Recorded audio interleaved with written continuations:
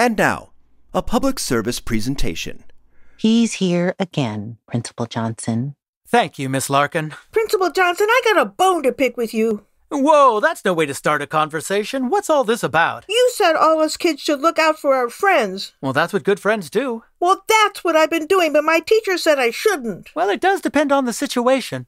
Me and some of the guys were playing, and there was this new kid, and he was kind of scary. What did he do? Nothing really, but he wasn't one of us. Anyway, some of the guys, somehow he got hurt. Just a little bit. I see. He told the teacher who did it, but they said they didn't. And you know the truth. I gotta stick up for my friends, right? Oh, I understand, Jimmy. You and your friends are just like the police. The police? Golly. They do that kind of thing all the time. They do? Now, sometimes the police beat people up and lie about it because they're ordered to. Sometimes it's just pathologically violent. Patho what? But mostly it's because they're scared. Scared? But I thought police officers were brave. That's what a lot of people think, Jimmy. But actually, police officers are trained to be almost insanely afraid of anyone who's not a cop, and to think that everyone, especially black people, are out to kill them. Golly, they're trained to be scared? Like all Americans, they're taught to be violently afraid of black people from when they're just little kids, like you. Gosh. Hey, I know. Let's play a game. Cops and robbers? No, Jimmy, more like cops and black people. That's a weird name for a game. And since you're wearing a blue jacket, you can be the cop. Yay! And I'll be a black guy. Okay. But first, I'll be Mr. American Culture, telling you that black people are always mad. Why would you say that?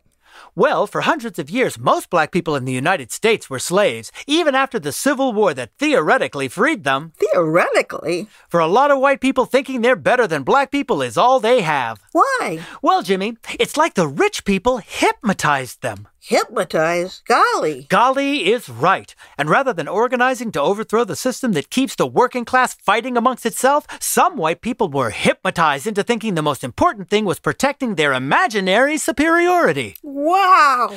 And for the past 160 years, some of them have done every terrible thing you can think of to black people. Jerks. And so now they think black people want revenge for 400 years of violent oppression. Why would they think that? Because that's what they would want if it happened to them. Do black people want revenge? Well, the important thing is to make white people think they do. So, to keep them afraid, Mr. American Culture always shows you angry black people. Like on TV? On drugs and with guns, even if they're supposed to be the good guys. Like in the movies? And criminals out to get ya. Like on the news? Okay, so now I'm your teacher at the police academy. Attention! Yes, sir. The city is full of black people who hate you. Really? Because you're a cop, they hate you more than anything else. Oh, no. And sometimes you're alone on a dark street. Gee. With these big black thugs all around, everywhere. Principal Johnson? Behind every corner, behind every door. I'm getting scared. They want to kill you. Me? And suddenly, behind you is... What? A black guy. Ah! Well, aren't you going to shoot me? No. Why not? You can get away with it. You're a cop.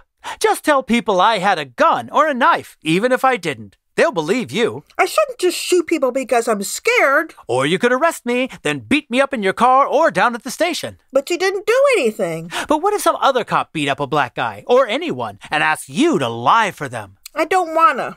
And that, Jimmy, is why you could never be a cop. Because I wouldn't be mean or lie about other cops who were mean? Because you aren't a bully and wouldn't put loyalty to bad cops ahead of doing the right thing. But gee, Principal Johnson, couldn't I be one of the cops who aren't bullies, don't lie, but just don't say anything? You'd still be just as bad, Jimmy. Because not speaking out lets bad cops keep right on being bad. Like I kind of did with that kid and my friends. That's right. Golly, aren't there any good cops? Sure there are. Yay! But normally they get fired if they don't protect the cops who are violent racists, sexists, homophobes. Homophobes? That's a talk for another day, Jimmy. Wow, Principal Johnson, I sure learned a lot. On TV and in the movies, cops are mostly heroes. But in real life, it seems to me like maybe all cops are bad. Tardy to the idea they're not an occupying army surrounded by the enemy? No, I was going to say all cops are bad. Tardy to the realization that their deepest devotion should be to civil rights, not to a code that protects criminals wearing police uniforms? No, all cops are... Bastardizations of the idea of honorably protecting and serving their communities? You're not going to let me say it, are you? Not unless you want detention. Well, I guess I better get back to class and tell my teacher what happened. I guess you better. But you know what, Principal Johnson? What, Jimmy? Some things are worth detention. What do you mean? I mean,